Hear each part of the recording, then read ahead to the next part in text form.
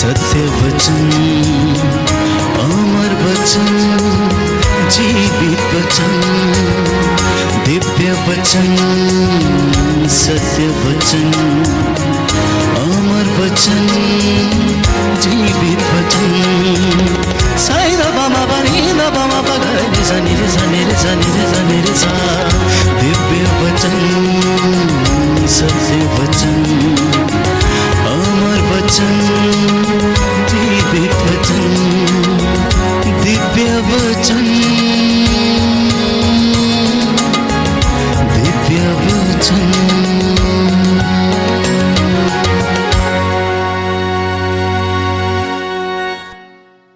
सबको जय यीशु की। प्रभु यीशु के पवित्र और सामर्थी नाम पर मैं आप सबकी सलामती की दुआ मांगता हूँ।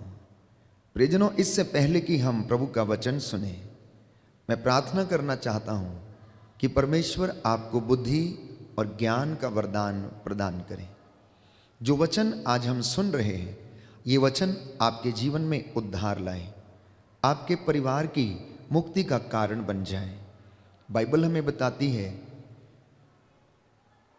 कि प्रभु ने कहा कि मेरे शब्द आत्मा और जीवन है, जो कोई मुझ में विश्वास करते हुए जीता है वो कभी भी नहीं मरेगा।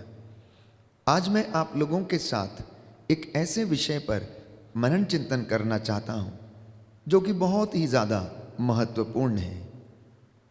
हम देखते हैं कि हमारे घर नहीं है, हमारे मकान हम लोगों ने बनाए हैं, परंतु अभी तक वह घर नहीं बने हैं।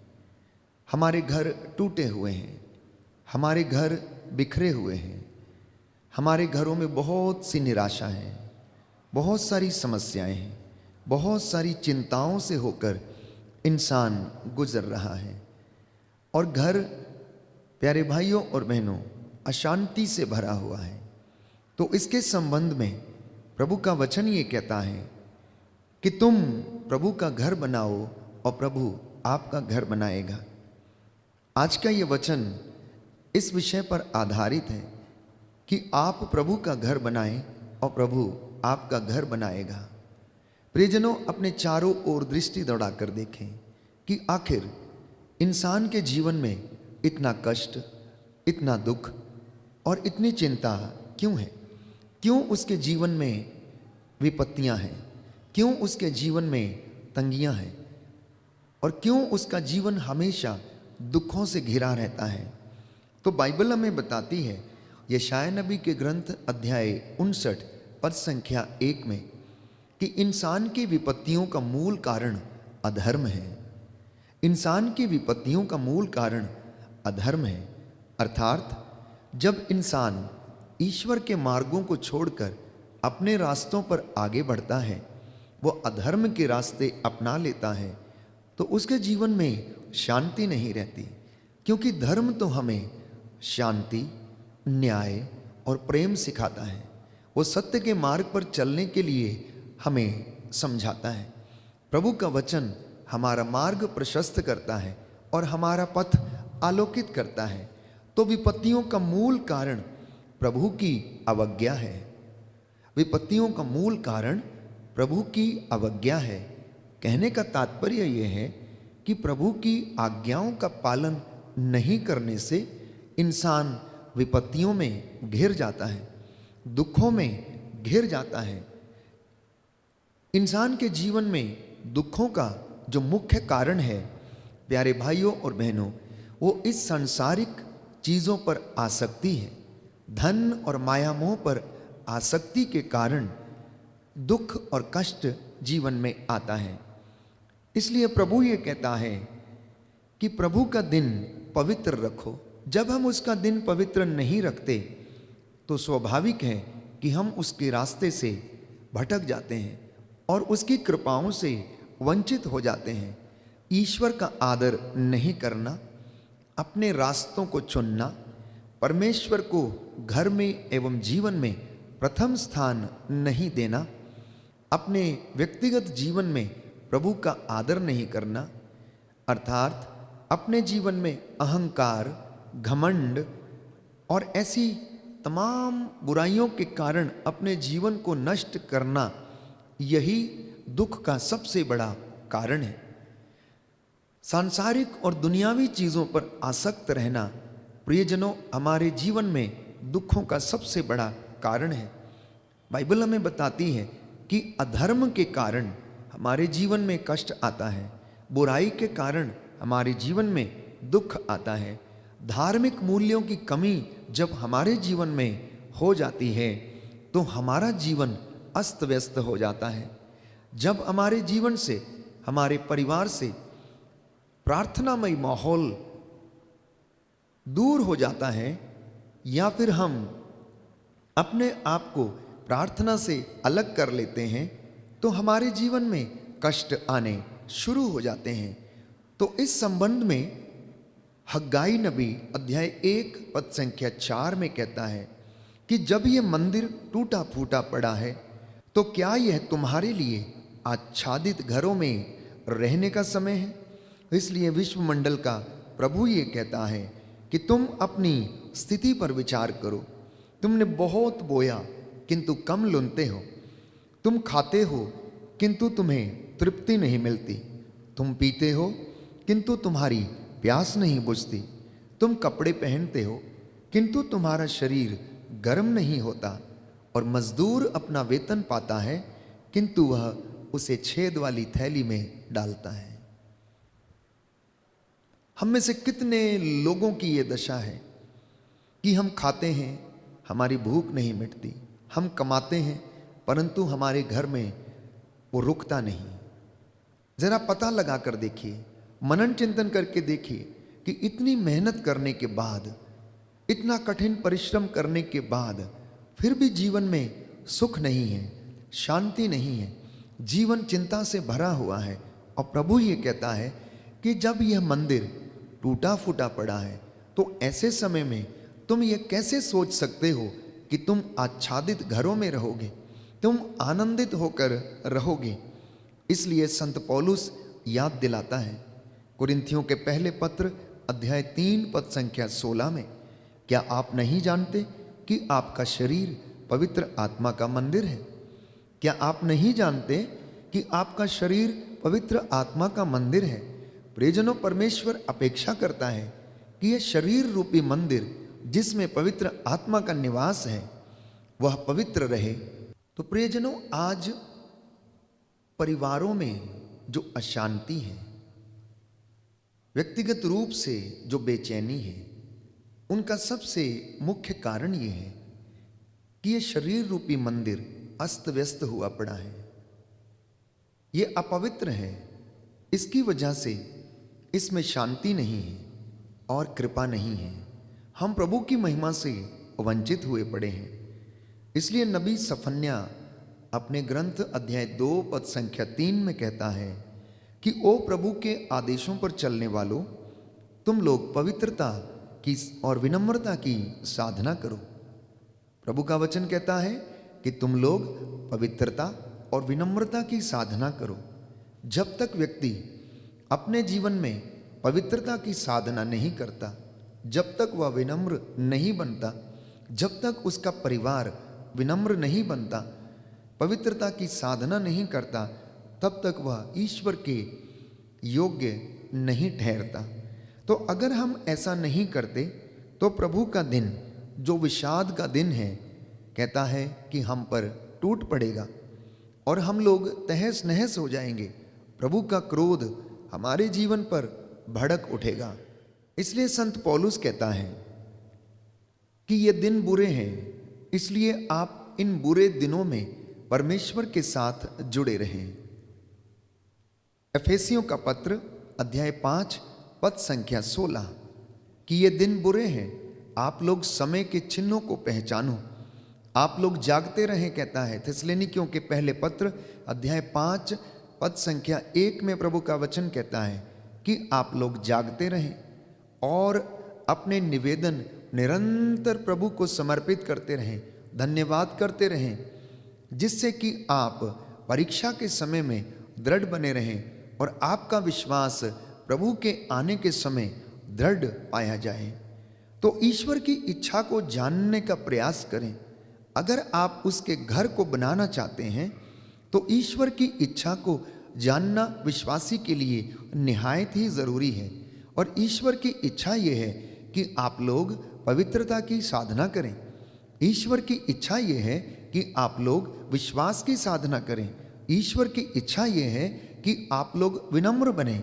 ईश्वर की इच्छा ये है कि आप लोग पवित्र बने, क्योंकि प्रभु ये कहता है, मैं तुम्हारा स्वर्गीय पिता पवित्र हूँ, तुम मेरे लिए पवित्र बनो। संत पौलुस कहता है अफेसियों को लिखते हुए अध्याय 4 पद संख्या 18 में, बेकार की बातों की चिंता ना किया करें। आज दुनिया में बहुत सारे विश्वासी बेकार की बातों की चिंता में रहते हैं। तिमोथी के पत्र में पढ़ते हैं, जो बेकार की बातों की चिंता करता है, जो व्यर्थ ही बकवाद करता है, जो व्यर्थ की बातों में लगा रहता है, चुगलीखोरी में लगा रहता है, वो बहुत जल्दी अपना विश्वास खो बैठता है, वो बहुत जल्दी ईश्वर से दूर चला जाता है। इसलिए संत पौलुस हिदायत देता है कि अगर आप प्रभु का घर बनाना चाहते हैं तो आप प्रभु के लिए पवित्र बने। और कहता है बेकार की बातों की चिंता मत किया करें, क्योंकि इन तमाम बातों की चिंता गैर यहूदी करते हैं, जो परमेश्वर को नहीं जानते, जिन्होंने उसके विषय में नहीं सुना है। केवल वे लोग व्यर्थ की चिंता करते हैं। प्रियजनों, मसीह लोग आशावादी लोग हैं। Christian people are the people of hope. हम इसी विश्वास के साथ आगे बढ़ते हैं कि परमेश्वर हमारे जीवन में हमें आशीष और कृपा प्रदान करेगा, हमें महिमान्वित करेगा और अपने राज्य में हमें प्रवेश पाने देगा। और उसके राज्य में हम उसकी मेज पर बैठेंगे, खाएंगे और आनंद मनाएंगे। हम जब उसकी तरफ देखते हैं तो वो हमें आनंदित करता है और हमारे मनोरथ को पूरा करता है। तो संत पौलुस कहता है अफेसियों का पत्र अध्याय 4 पद संख्या 25 कि आप लोग झूठ बोलना छोड़ दें, सब लोग सत्य बोलें। यदि गुस्सा आ जाए तो इस कारण पाप न करें। सूरज डूबने तक अपना क्रोध कायम न रखें, परंतु जिससे आपको शिकायत है सूरज डूबने से पहले जाकर उससे समझौता कर लें और उसे क्षमा कर दें, जिससे कि प्रभु भी आपको क्षमा करे और आप पर अपनी कृपा बरसाए। क्योंकि संत पौलुस कहता है, पेतरुस के पहले पत्र में अध्याय 5 में हम पढ़ते हैं कि शैतान दहाड़ते हुए शेर के समान विचरता फिरता है कि किसे फाड़ खाए। इसलिए संत पौलुस कहता है कि आप लोग शैतान को अवसर ना दें। तो अगर आप अपना घर प्रभु की इच्छा के अनुसार उसके अनुरूप बनाना चाहते हैं तो आपको इन तमाम बातों का ध्यान रखना होगा कि आप शैतान को अवसर ना दें, जिससे कि वह आपके परिवार में कोई गलत काम कर सके, आपके परिवार को बर्बाद कर सके। दूसरी बात वो कहता है कि आपके मुख से अश्लील बातें ना निकलें, आपका मुख पवित्र हो, आपकी जुबान प्रभु की स्तुति करने वाली बन सके, धन्यवादित हो और वो हमेशा परमेश्वर का शुक्रिया अदा करे। परमेश्वर का घर जब हम बनाने का प्रयास करते हैं तो एक विश्वासी को इन तमाम बुराइयों से बचने की आवश्यकता है। जैसा कि संत पौलुस कहता है कि आप लोग कटुता से, उत्तेजना से, क्रोध से, लड़ाई से, झगड़े, परनिंदा और हर तरीके की बुराई से बचने का प्रयत्न करें। इन तमाम बुराइयों से आप लोग दूर रहें और तभी आप ईश्वर का घर बना सकते हैं। प्रियजनों, प्रभु पवित्र है और वो चाहता है कि आप भी पवित्र बने। नबी सफन्या के ग्रंथ अध्याय 2 पद संख्या 3 में हमने पढ़ा कि विनम्रता और पवित्रता की आप लोग साधना करें। जब तक परिवार इन गुणों से भरपूर नहीं है तो वह परिवार ईश्वर के रहने का स्थान नहीं बन सकता है। आज जो वचन प्रभु ने आपको दिया है विशेष रूप से वो ये है कि आप लोग प्रभु का घर बनाएं और प्रभु आपका घर बनाएगा। अब आप पूछेंगे कि प्रभु का घर हम कैसे बना सकते हैं? प्रभु का घर बनाने के लिए एक विश्वासी को सबसे पहले अपने विश्वास में दृढ़ होना चाहिए। आपका विश्वास कैसे दृढ़ होगा? वचन पर मनन चिंतन करके, नित्य प्रतिदिन घर में प्रार्थना करके प्रभु को धन्यवाद देकर और अपने पापों और गुनाहों को नित्य प्रतिदिन प्रकट करके उसको त्याग देना, तब जाकर आप परमेश्वर में दृढ़ होते जाएंगे। अपने बच्चों को विश्वास एवं संस्कारिक शिक्षा देना, अपने परिवार में ईश्वर को प्रथम स्थान देना। ईश्वर का स्थान सबसे पहले परिवारों में होना चाहिए। कहने का तात्पर्य यह है कि सुबह उठकर प्रभु का धन्यवाद करें और शाम को प्यारे भाइयों और बहनों लौटते समय प्रभु का धन्यवाद करें और वह आपका घर बनाएगा। सामुएल का दूसरा ग्रंथ अध्याय 7 पद संख्या 11। परमेश्वर ने दाऊद से वादा किया कि मैं तेरा घर फिर से बनाऊंगा, मैं तेरा वंश फिर से आगे बढ़ाऊंगा। विधि विवरण ग्रंथ अध्याय 28 पद संख्या 1 में प्रभु का वचन हमें बताता है कि अगर तुम मेरे नियमों का पालन करो, मेरे आदेशों का यदि तुम पालन करो, तो तुमको ये सारे वरदान प्राप्त होंगे। नगर में तुम्हारा कल्याण होगा, देहात में तुम्हारा कल्याण होगा, तुम्हारी आटा गूंदने की परात को प्रभु आशीष प्रदान करेगा, तुम्हारी गाय, तुम्हारी भेड़, तुम्हारे बैल और तुम्हारे मवेशियों के बच्चों को भी मैं आशीर्वाद प्रदान करूंगा। मैं स्वर्ग को और बादलों को आदेश दूंगा कि तुम पर उन्नति की वर्षा करें। मलाकी के ग्रंथ अध्याय 3 पद संख्या 10 और उससे आगे हम पढ़ते हैं कि तुम अपनी भेंटें मेरे मंदिर में लेकर आओ, जिससे कि मेरे मंदिर में किसी चीज की कमी ना रहे। और कहता है कि देखो, मैं अपने बादलों को आदेश दूंगा कि वह तुम पर उन्नति की वर्षा करें। प्रभु का वचन कहता है यशायाह नबी का ग्रंथ अध्याय 65 पद संख्या 17 से लेकर 24 तक कि परमेश्वर फिर से एक नए आकाश की सृष्टि करेगा, फिर से वो आपका घर बनाएगा, फिर से वो एक ऐसे राष्ट्र का निर्माण करेगा जिसमें उसकी प्रजा उसका धन्यवाद करती जाए, विनम्रता और पवित्रता की साधना करती जाए। क्योंकि परमेश्वर ये कहता है यशायाह नबी का ग्रंथ अध्याय 59 पद संख्या 21 कि मैंने तुम्हारे मुख पर शब्द रखे हैं, मेरा आत्मा तुम्हारे साथ रहेगा। अब वे शब्द अनंत काल तक तुम्हारे मुख से कभी अलग नहीं होंगे। तो यदि आज हम इन वचनों को ग्रहण करते हैं और अपने जीवन में हम प्रभु के मार्ग पर चलने का उससे वादा करते हैं, तो परमेश्वर अवश्य मेरा और आपका घर बनाएगा।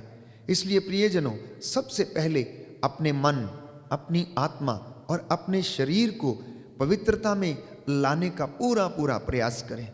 प्रभु का घर बनाने के लिए आप पूरा पूरा प्रयास करें।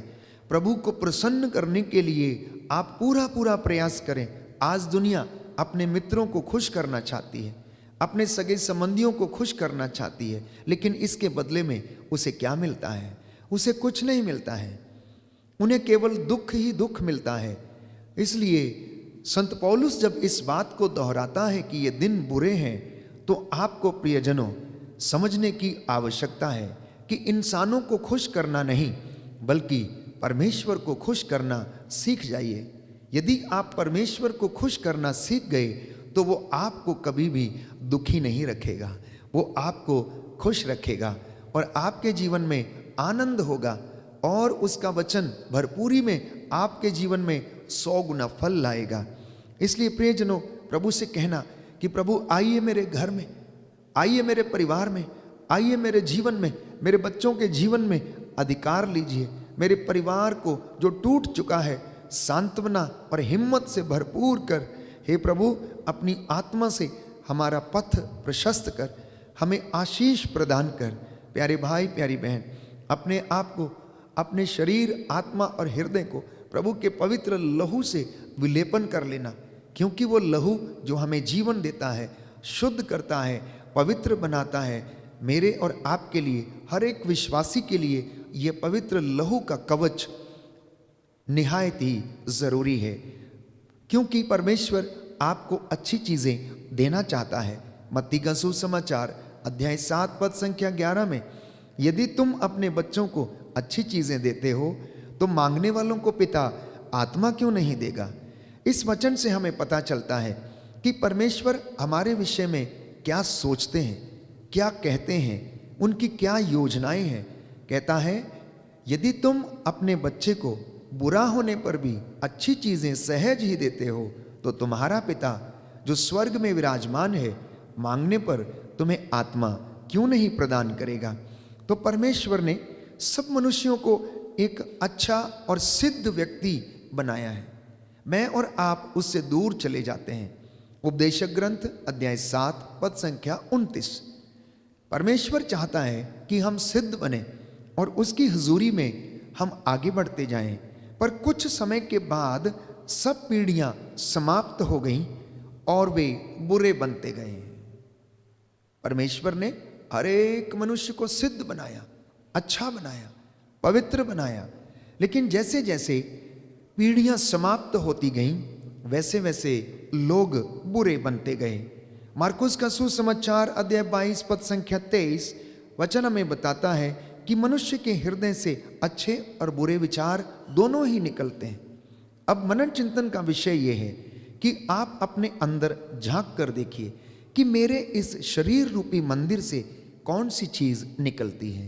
क्या यहाँ से आशीर्वाद निकलता है या बुराई निकलती है? क्या यहाँ से नफरत उत्पन्न होती है या यहाँ से प्यार निकलता है?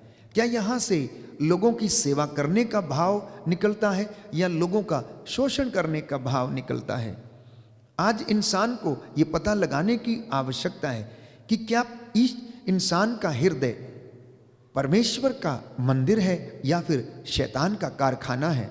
ये अत्यंत ही आवश्यक है, क्योंकि जब तक आप इस बात से अवगत नहीं हैं तब तक प्यारे भाइयों और बहनों हमारे लिए यह संभव नहीं कि हम परमेश्वर के लिए घर बना सकें, उसे प्रसन्न कर सकें और उसकी शांति हमारे जीवन में विराजमान हो जाए। इसलिए प्यारे भाइयों और बहनों आज का ये वचन जिसे हमने सुना है हमारे जीवन में और परिवार में 100 गुना फल लाए। मैं पुनः एक बार दोहराना चाहूँगा कि आप लोग परमेश्वर का घर बनाएं जिससे कि परमेश्वर आपका घर बना सके। आप लोग परमेश्वर का आदर करें, अपने घर में उसको प्रथम स्थान दें और वो आपका आदर करेगा। लेकिन जो उसको तुच्छ मानता है परमेश्वर भी उसे तुच्छ जानता है। आइए हम प्रार्थना करें, आज का वचन हमारे जीवन में 100 गुना फल लाए। आमीन।